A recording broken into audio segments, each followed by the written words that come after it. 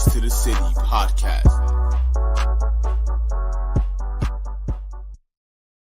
And ladies and gentlemen, welcome back to another edition of Keys to the City. I'm your host, Trevor Keys, alongside the big brother, Ted Keys, for the show 3 days before Christmas. And we'd like to say right before, beginning and the end of the show, Merry Christmas to all, Happy Holidays.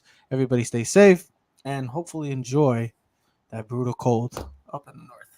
And around the country, I guess, because the whole country is dealing with cold. Florida's going to be cold as hell, too. 50s, 40s. Yep. What the hell's going on around here? Oh, man.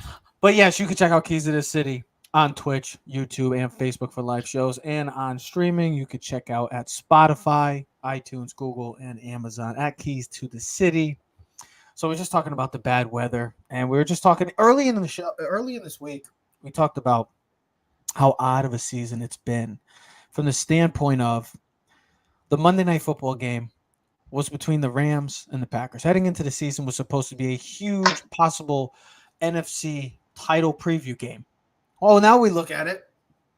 It has absolutely no meaning to the word of playoffs this year. Maybe for the Green Bay Packers, slight chance, but they have to win out. A very slight chance for Aaron Rodgers and company. But then you look at the matchup tonight. And we were just talking about bad weather. Well, it starts in tonight in the Northeast. Going to get some bad weather, rain, heavy rain, gusts. But, ladies and gentlemen, we're talking about Week 16. And one of the bigger matchups of this Week 16, there's 3 weeks left of the NFL season. And one of the bigger matchups is the New York Jets taking on the Jacksonville Jaguars. Yes, let me say that again. The New York Jets taking on the Jacksonville Jaguars. When we think of this matchup and how this teams have been for the past 10 years, it hasn't been pretty. If you're a fan of either one of these franchises, it hasn't been pretty. But the Jacksonville Jaguars, you look at these two teams, how they've gotten here, Jacksonville Jaguars, Trevor Lawrence is finally coming into that number one pick, that perennial, here we go, the Hall of Famer type guy that they were saying coming out of the can't miss prospect coming out of college is finally looking like that can't miss prospect. And the New York Jets, 8-6 right now, or 7-7, I should say. But you look how they're doing it. It's their defense. It's not their offense. It's not their quarterback play. I shouldn't say it's their offense. I should say that it's the quarterback play that has been, let's just say, pretty garbage for majority of the season. So when we look at this game, it's a very simple question. Who to trust more in? No, it's not me. I'm not talking about myself. I'm talking about Trevor Lawrence, the guy that's been on a roll for the past month or so. The stats speak up for that as well. Or is it this ferocious Jets defense led by Quinnen Williams and Sauce Gardner, Ted? So who are you trusting more in this monsoon-type weather in MetLife? My answer has changed from when you started this question to how we're going to finish this question. Because my initial answer was I trust in Trevor, but my decision isn't in trust in Trevor. You don't trust Trevor? Damn. No, I don't. Okay. Don't trust anyone, like Stone Cold said. Listen, because I know you changed the question. We were going to talk about the game in different, but I like it because you said Trevor trust the defense, because we can't trust in Zach Wilson. But we can trust Trevor Lawrence. I mean, if you look at what's it said, I wrote down right now. Lawrence has thrown for over 1,600 yards, 14 touchdowns, 1 interceptions since the month of November. He's been one of the best quarterbacks in the league. Leads the league in completion percentage, total QPR, passer rating. He's been phenomenal. He's had 4 comeback wins. Led him to a final drive over the Ravens, Tennessee Titans, the Dallas Cowboys, the Las Vegas Raiders. He has been the difference. He has been what you would define as franchise quarterback when you draft a guy at his caliber at number 1. Yeah. But here's why it's not the trust, and this is part of the decision why I think they're going to win. It's the Jets team. They need to win more. This is the last straw for the team. The weather, as you started this show off, is supposed to be bad tonight. Wind, rain. But I trust the Jets defense. This Jets defense is one thing that if you can go into every weekend, you can trust this Jets defense. Can't always trust Trevor Lawrence. He's played exceptionally well the past month and a half. But this Jets defense, all season long, has been one of the best defenses in all the league. The only defense that realistically I might take over them, I would definitely take over them, is the 49ers. But other than them, I know the Bills are up there. I know Philly's up there in pass defense. I know the Denver Broncos have it. But if you look at the Jets, They're third in total yards, fourth in pass defense, 11th in rush offense, fourth in giving up points, 18 points a game. They're the best defense. Look at the Pro Bowl voting. Quentin Williams, C.J. Mosley. They probably have the best cornerback in the game in Sauce Gardner. Another guy who could have made the Pro Bowl, had a legit opportunity. Yeah, DJ Reed. Mm-hmm. So what you can entrust is the Jets defense every week putting out and showing up. So with this game, home game, Thursday night, short week, after what has transpired, with the weather, the rain, I'm going to go with the New York Jets because the last time Trevor Lawrence played in a game like this where it was rain, weather was cold and bad, it was against Philly. He had 4 picks in that game. Now, I love Trevor Lawrence, and I've been speaking about it, how quarterbacks win games and playoffs. I get it. But in a game like this, the Jets defense is going to be the difference in why they shut down Trevor Lawrence. Because I think what the Jags do so well in is pass the ball. Well, what do the Jets do really well? They can man up. Sauce Gardner and DJ Reed can man up and shut down your receivers one-on-one. Mm-hmm. Now it puts into a running game, which you think the Jags will probably want to do, and considering the weather tonight at MetLife Stadium. I think the Jets are ready to play. Quentin Williams, C.J. Mosley, Robert Saleh, their lifeline is tonight. They lose tonight, you don't have to worry about the rest of the season. The Jets season's over. They can pack their bags and get ready for the offseason because they'll have no chance of making the playoffs. I think they have a 2% chance of making the playoffs. That's why I think it's much more a win sell. Now you look at the Tennessee Titans. Ryan Tannehill's out for the rest of the season. They look like they're falling apart. I know they play the Texans this week. I know Derrick Henry's had 4 straight games of 200 yards and 2 touchdowns against the Texans in the last 4 games. But favorite opponent to play. But the Texans have been playing much better, all right? And at the end of the day, the Titans played the Jags last week of the season. Mm-hmm. They still think the Jags can control their destiny in that division, even if they lose tonight. Listen, Zach Wilson's playing for his career tonight, all right? I think Zach Wilson's playing the rest of his season is for his career. But here's my thing. If they especially lose tonight, with the extra, the time off between the Thursday through the next week, Mike White will be the starting quarterback unless something drastically happens where he can't play. I think Mike White takes the job. Now, if Zach Wilson wins tonight, now listen, they probably win in spite of Zach Wilson tonight. They probably run the ball and play great defense. I believe this game is going to be a low-scoring game, and what that means, you got to choose the better defense. What defense do you think is going to make them play at the end of the game? And I'm going to take the New York Jets at home. Well, Ted, I don't want you to get into your feelings and all because I know that the Jacksonville Jaguars have a little backfield called TT, led by Travis Etienne. And he hasn't done crap since he got back from injury. He was blowing up the league. What, you remember the great song by Drake, In My Feelings, TT? Do you love me? I don't know that song. Do you love me? Are you writing? You don't remember that song? But TT, don't get in your feelings, all right?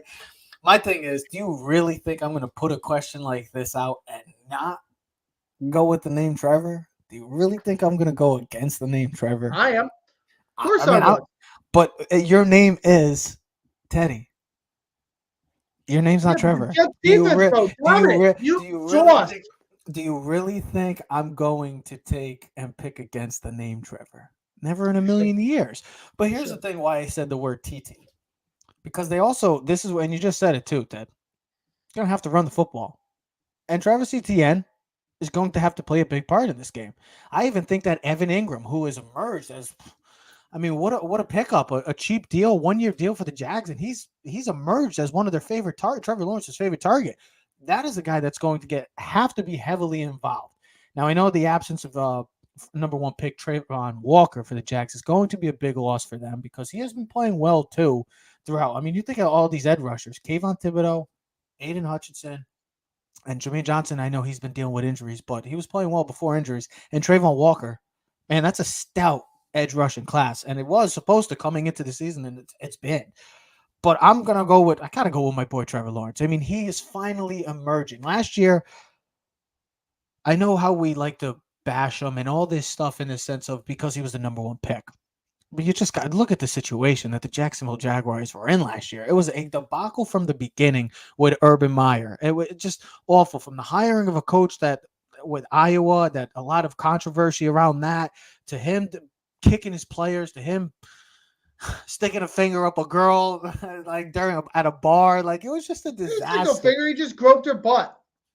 I think I heard he was sticking the finger up there too, which is I that's think not you good. were That's think- I think you were thinking sticking the finger up that the is butt. not good. That's as a head coach material. Just to He like wasn't doing that. I think the picture was how video. Jacksonville's It season was just played because he out was a last year. married man, grew up in another Yeah, bar. but how Jackson decided to stay in Ohio when his team just lost and then go back to Florida. But just to think of how that season played out, and then you think of how Trevor Lawrence played too. It didn't look great, but just I said last week or Tuesday, you almost give him the pass, I guess. But this year, year two, you see how quarterbacks are vastly just improving so fast in this league and so quickly that you almost wanted to be like, okay, Trevor Lawrence, well, it's time for you to, have that moment, have a big moment for yourself in your career, and maybe put yourself into the right trajectory as that supposed chosen one franchise quarterback for the Jacksonville Jaguars. And he's starting to play looking like that for the past month or so.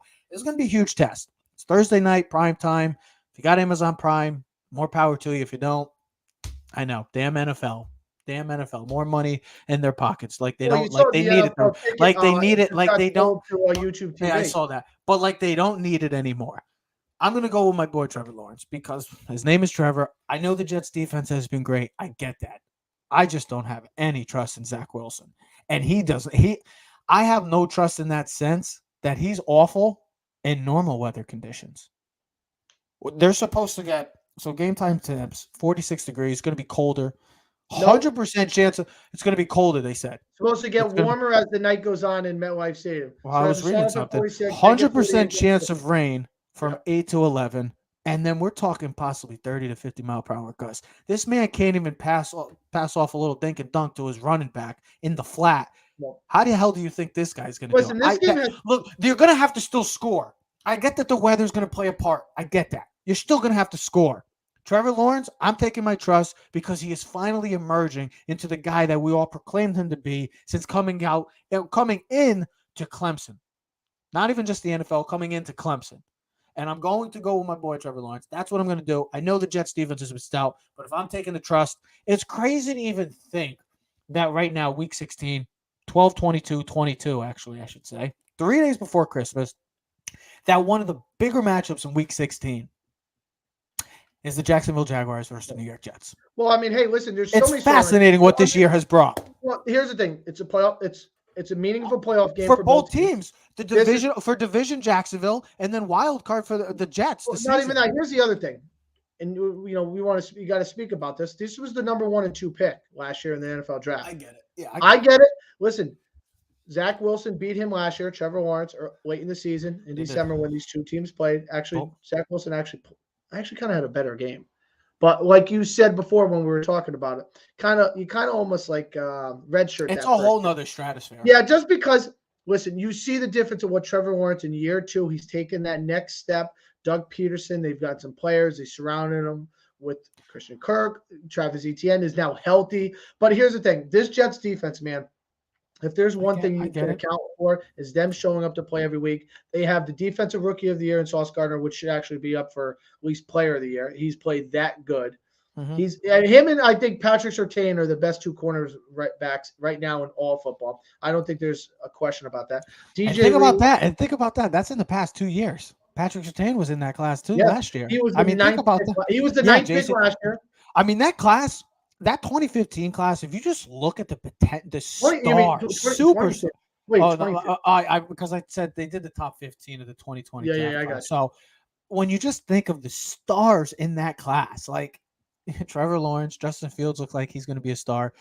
Micah Parsons may be one of the best players in the league. Jamar Chase may be, to Ted, the best receiver in football. You got Kyle Pitts, is still talented, but we'll see how that plays out. You got the quarterbacks.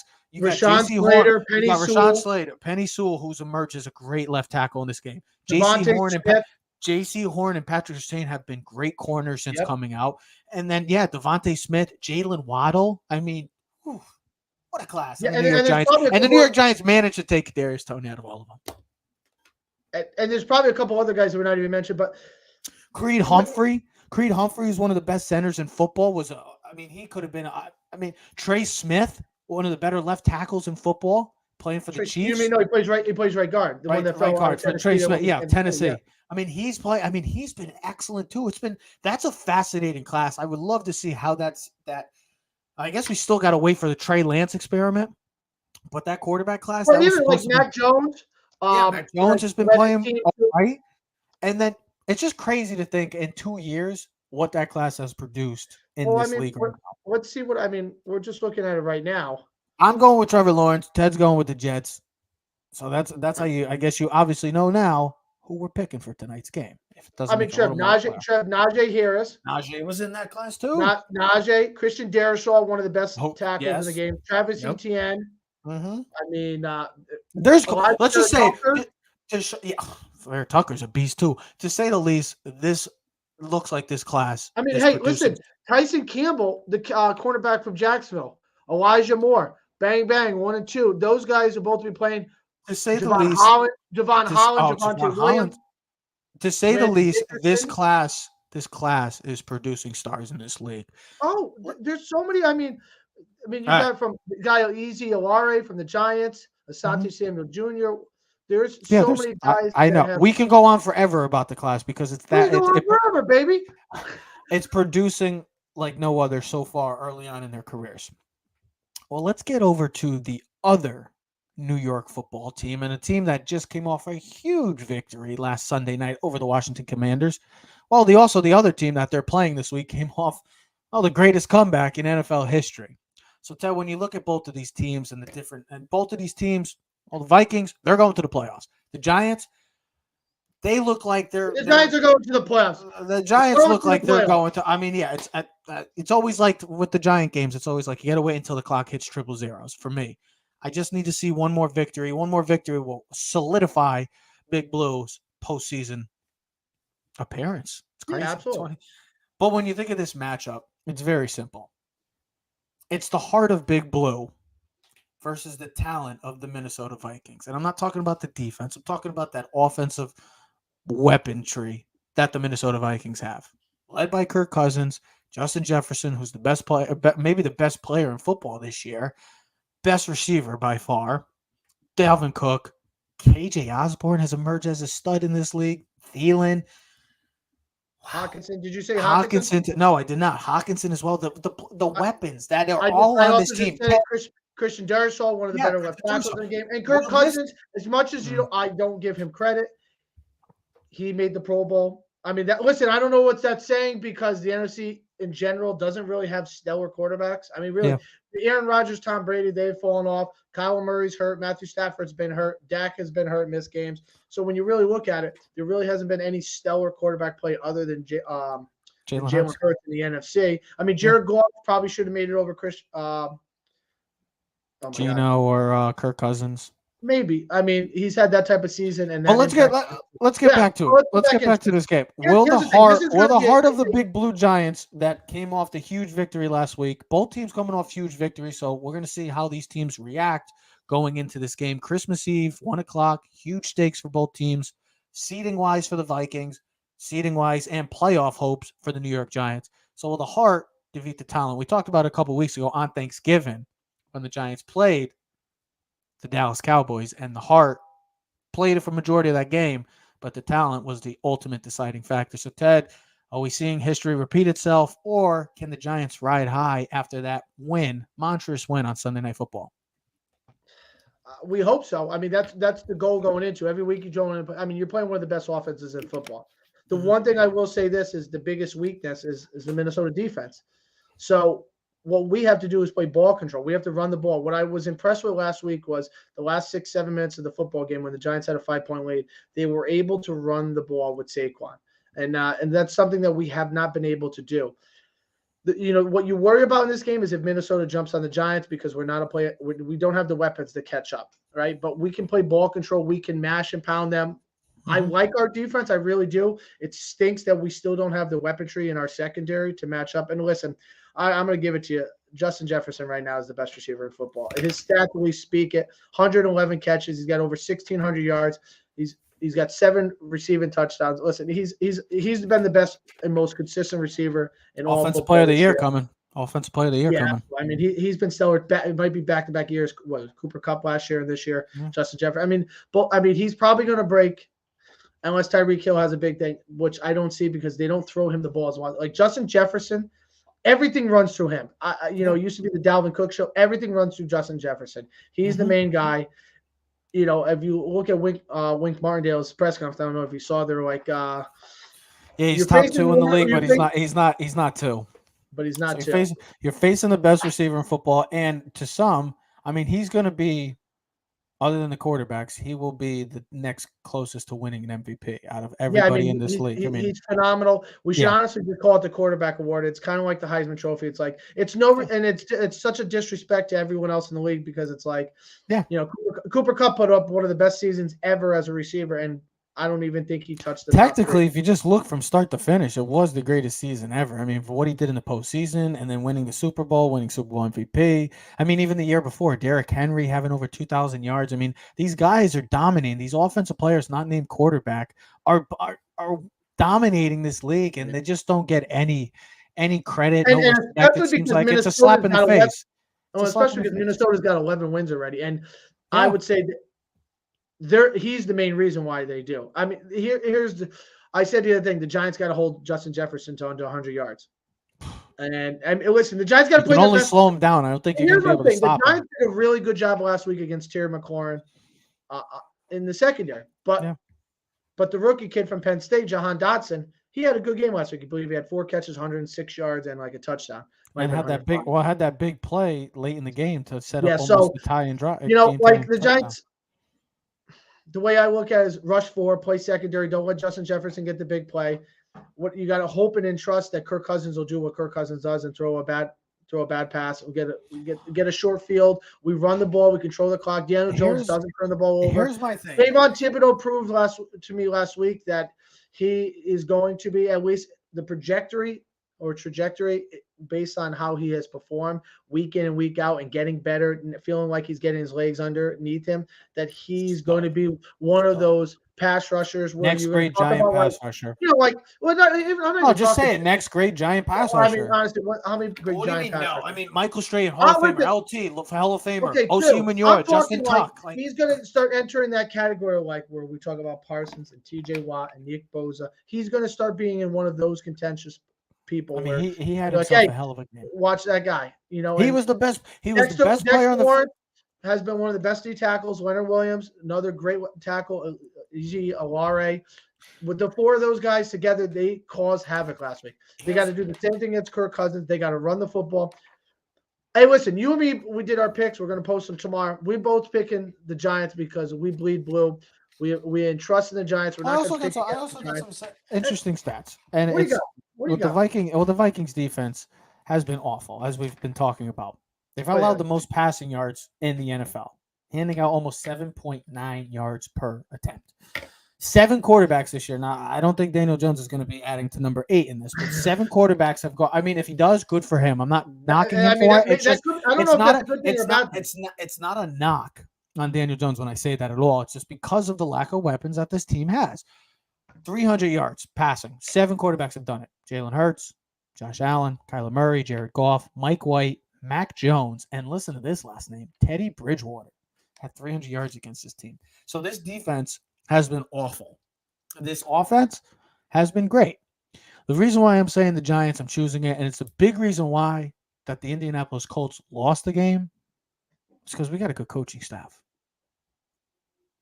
We got a great coaching staff that knows how to use clock management, game management, in-game adjustments, but led by Brian Dable, Wink Martindale, Matt Kafka. I know Kafka gets a lot of blame this year for the play calling, but I'm not going to blame him for a team that has the weapons that, I mean, to some, probably have the worst set of weapons in the entire NFL. Okay? So I know people want to blame, he doesn't do this or that. Who's he throwing it to, ladies and gentlemen? Who's he throwing it to? Okay? Like, shut your mouth. Give him a chance. Who's protecting him? Give him a chance, okay? And Wink Martindale, in-game adjustments throughout, tremendous job. And then Brian Dable, man, he's just, what else can you say about Brian Dable? Dave's, man, he's been, if he doesn't get Coach of the Year, then damn, I don't know. He has exceeded expectations for all Giant fans. Without question, he's exceeded. This whole team has exceeded expectations. We were hoping in the beginning of the year the Giants would finish maybe 3rd or 4th place, win 7 games, just feel like you're getting into a groove, finally gelling, you get that chemistry, and you get that identity back.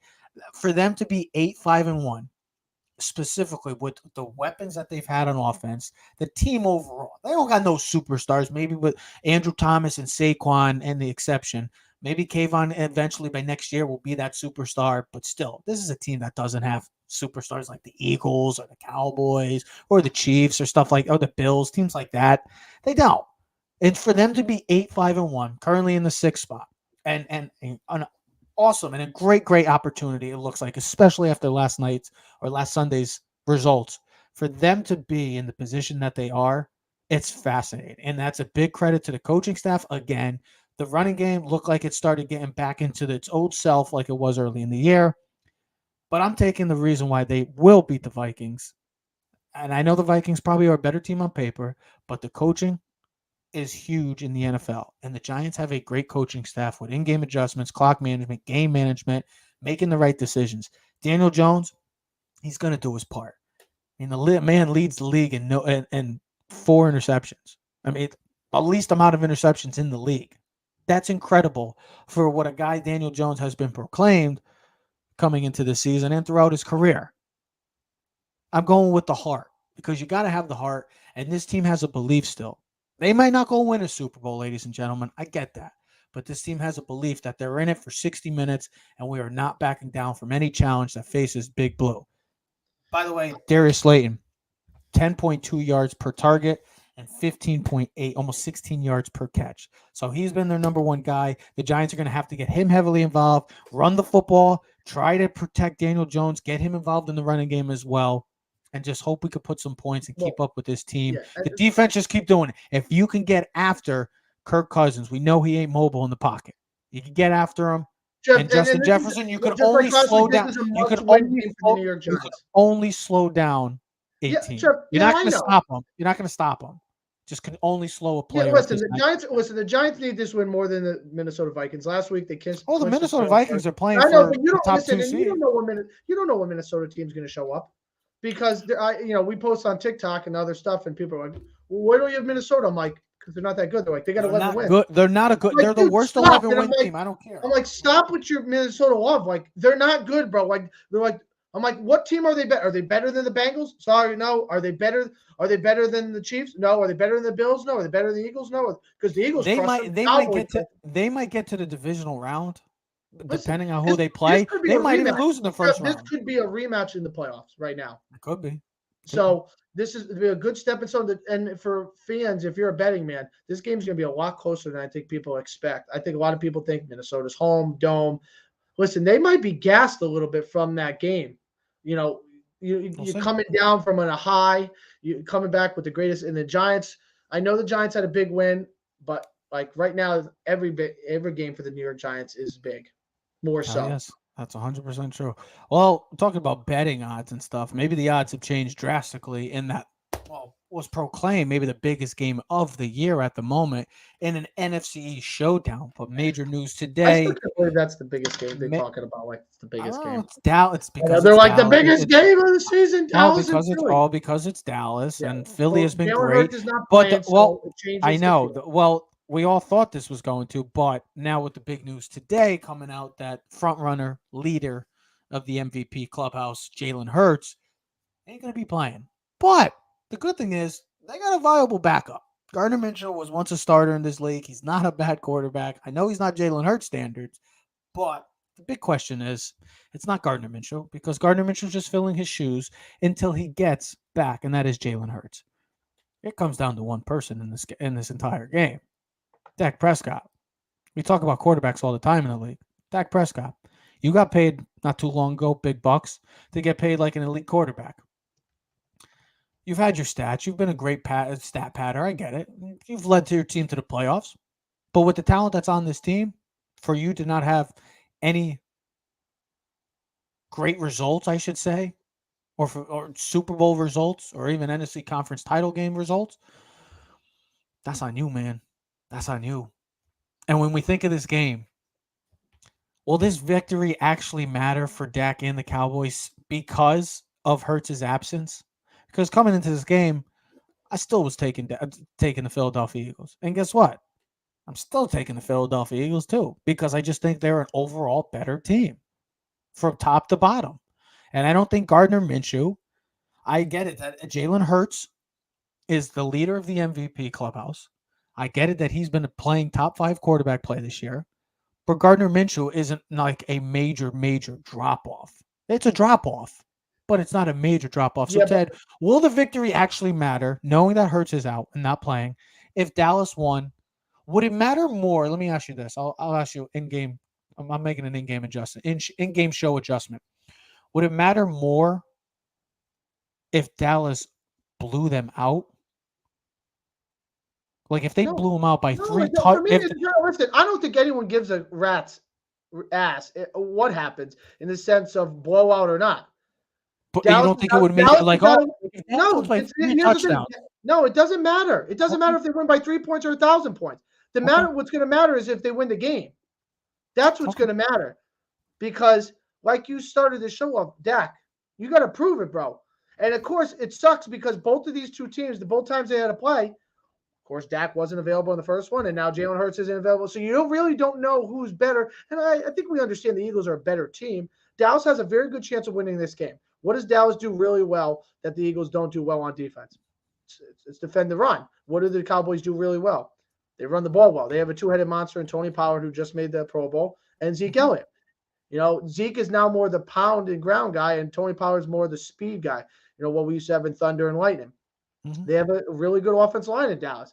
That's what they need to do, run the ball and play action. What does Philadelphia do really, really well against? It's the pass defense. They have the number 1 pass defense in all football. They have 2 shutdown cornerbacks in James Bradbury and Darius Slay. All right? They can get after the quarterback. I believe they're number 1 or 2 in the league in sacks. They're the second overall best defense in the league. This is going to change. And they turn the ball over. They get turnovers. And we know Dak's problem right now is so what this says to me is what can Dak do for Dallas? All right? What can Dak do for Dallas? Can he lead them to victory? Because if they do win, it's not going to be like, well, Jalen Hurts wasn't going to win. It's okay. You took care of business because you're supposed to. Because it's not like Gardner Minshew was a bum. We didn't say, oh, the Eagles won and Cooper Rush was a quarterback, so that was the excuse why the Eagles won. We didn't make an excuse for that. There is no excuses in this league. This is a non-excuse league. All right. You start off saying Gardner Minshew is a valuable backup. He has. He is. He's better than the league. He's got 22 starts under his career. They can still run this offense. Now, is it going to change the dynamic because Jalen Hurts' ability to run the ball in that RPO? Absolutely. Yeah. Mm-hmm. But here's the other thing. Dallas doesn't stop the run well at all. Eagles definitely have an advantage offensively. All right. How much though with that? Because you know how valuable Hurts is in the running. If you look at the Cowboys defense, right? They're susceptible to the big play. They saw it last week, right? Trevor Lawrence was able to hit big time plays with Jay Jones. 500 yards of offense on that defense. But I like the Eagles receivers a hell of a lot more than I do like the Jacksonville Jaguars receivers. Eagles offensive line is one of the best in the league. And I was listening to one of the shows. Do you know Dallas only has one guy over 300 pounds on the defensive line?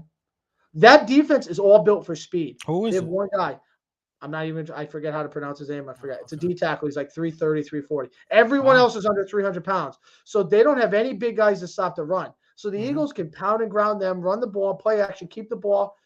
Similar to what Dallas had done all season with Cooper Rush when he was filling in for Dak Prescott. Same thing that I would do with Gardner Minshew.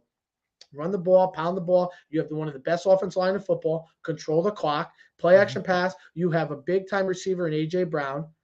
Don't forget Goddard's coming back too. Is he playing? He's active. He's activated. Yeah, he's expected. Devontae Smith, Quez Watkins. So they have pieces, bro. This offense is not. Here's the funny part, and I don't know. A lot of people have probably already seen it on the Von Miller and the podcast with Micah Parsons, and they were talking about Jalen Hurts. Is it Jalen Hurts or is it the system? Well, we're gonna find out this week. Is it the system or is it Jalen Hurts? All right, but the question was. I still don't think it's always I think that's such a stupid narrative. Is it one thing or the other? No, I think it's got to be a combination of both because look, hold on.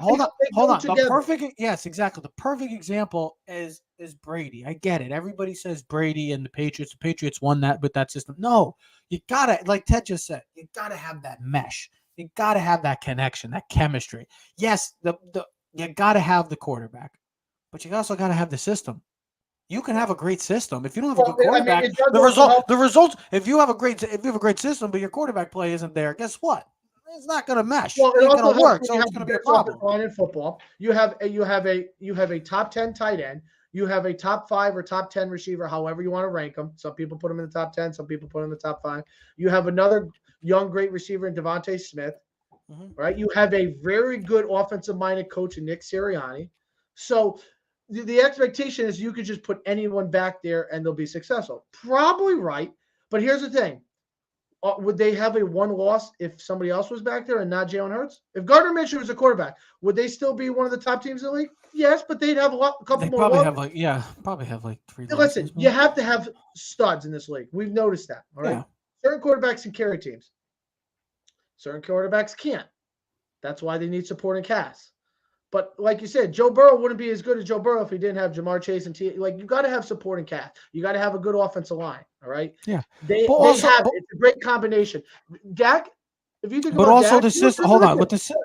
You can relate the way you're talking about this in Jalen Hurts the same way as Dak. Dak came in this league. He had one of the best offensive lines. He had Zeke Elliott. He had great receivers. And what they go 12-4 his first season. Right. Yeah. Now the storyline is, can Dak carry this team and prove that he's worth the money?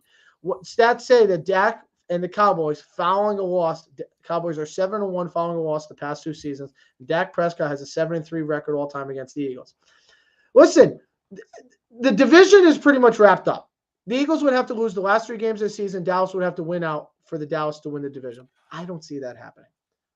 Here's my final take on this. To me is I just want to see Dak compete and prove that, because the 2 big games last week, the 2 picks against the Jaguars and the 2 picks against the Green Bay, as LaShawn McCoy said, Dak is ass. That's what he said.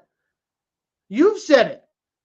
You know, people want to put Dak Prescott in the top 10 all the time. I don't think he's a good quarterback. Tell me where he has done that.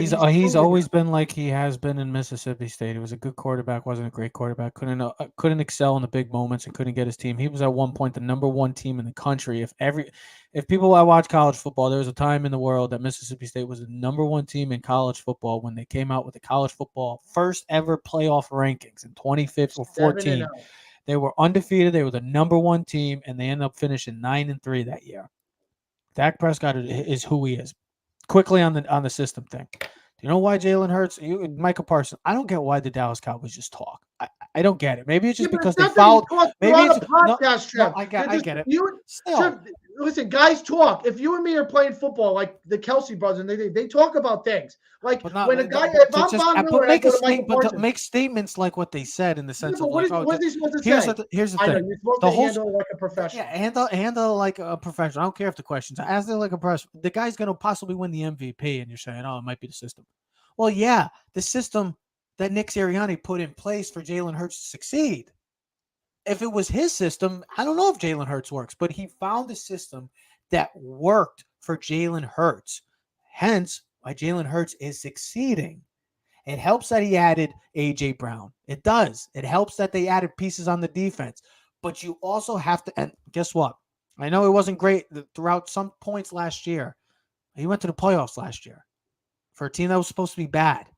Supposed to projected 4th in the NFC East last year, went to the playoffs.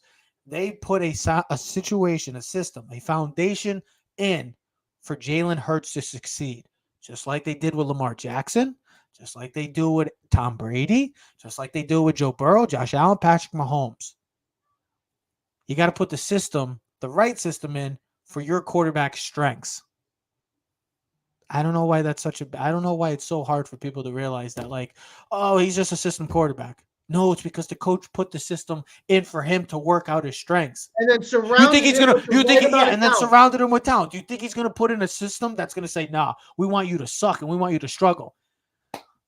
Well, no, people. Are people just clueless nowadays? The problem is coaches have a mindset when you watch these shows. The coaches, of course, certain coaches do have a mindset where it goes, I'm going to run my offense, and certain coaches have that. Where other coaches who have been successful, they have balance. There's a give and take. So you do a little bit of what you want to do, but you balance it with what your quarterback does. You can't come in hard-headed. 50 times a game with Jalen Hurts. Perfect example. Perfect example. Hold on. Perfect example of this. Let's go look at what's going on in Mile High right now. Nathaniel Hackett's working. He's doing Well, put his no, system in. I would say And the Russell perfect Wilson example is the and Baltimore Russell Wilson Ravens. and would say Russell the perfect Wilson. example is Lamar Jackson and the Baltimore Ravens, where they run an offense that no one really runs because they do what's best for their No, quarterback. I'm talking about in the sense when you come in with your hard-headed I mind, get it. and you're saying in the sense like it's going to be my way or the highway. Just go take a look at Denver and how those results are working Well, out. maybe that's more. Hey, maybe that's more on Russell because based on Mark Shalera said, But he you said know what Brett his. Rippon ran the offense much better last week than Russell did But all you season still long. know what his strengths are. What the, they, that's No, what I the get thing. it. But when he That's was what- successful, how was Russell Wilson successful? It was run the ball with Marshawn Lynch and play action pass. set up play action. Yes. So, but here's the problem: everyone now wants to let Russ cook, and guess what? His food sucks. So get back to following the recipes that have gotten you to where you were. That's why Jalen Hurts is succeeding. It could play. Guess what? It's okay to say that it's the system, but it's okay to also say it's the quarterback play because guess what? Yeah, the system's got to be put in place, but you got to also go, like Ted always says, players play. You got to go execute. And the Philadelphia Eagles and Jalen Hurts have been executing so far. Hence why they're the number one team overall, seeding-wise, and they're led by their frontrunner MVP quarterback, Jalen Hurts. Should be another fantastic, fantastic weekend. It is Christmas. My God. I can't believe 2023 is next week. Where the hell did the time go? The Detroit Lions, the New York Giants, the New York Jets, and the Jacksonville Jaguars are all playing meaningful football and all could make the postseason. Boy, oh boy, 2022 doesn't get weirder than that in the football world. But yes, I could come up with some weirder things. For the football world? No, we won't go there. Oh, also, quick little shout out. Or not a quick shout out. We'd like to just say rest in peace to a legend, a football legend, Franco Harris. If anybody that doesn't know, for all you youngsters, just go look up what the Immaculate Reception is. It may go down. I was calling you yesterday about that. Is that the most significant and greatest play, maybe, and the most famous play in NFL history? If you don't know what I'm talking about, shame on you. It's all over TV every time football highlights are showed. It's one of the craziest plays, craziest endings ever. It just so happens that this week is the 50th. Tomorrow is the 50th anniversary. No, not tomorrow. Yes, it's Friday. Saturday they play. Yep. And they were going to retire his jersey. And they're playing the Las Vegas Raiders. So rest in peace to a football legend in Franco Harris. Also, I just want to say from the Keys to the City family, Merry Christmas. Everybody be safe. One more week until 2023. We're going to have to talk about the year in review because, well, the year's coming to an end. It's the holiday season. It's the holiday season. I'll be working. I'll be working. So have fun. Extra money in the pocket, I guess, right? Need it. Can never complain about money, right? I'll be with my family, so. Oh, well, what the freaking do? Ladies and gentlemen, we're Keys to the City. We'll see you next episode. We are out.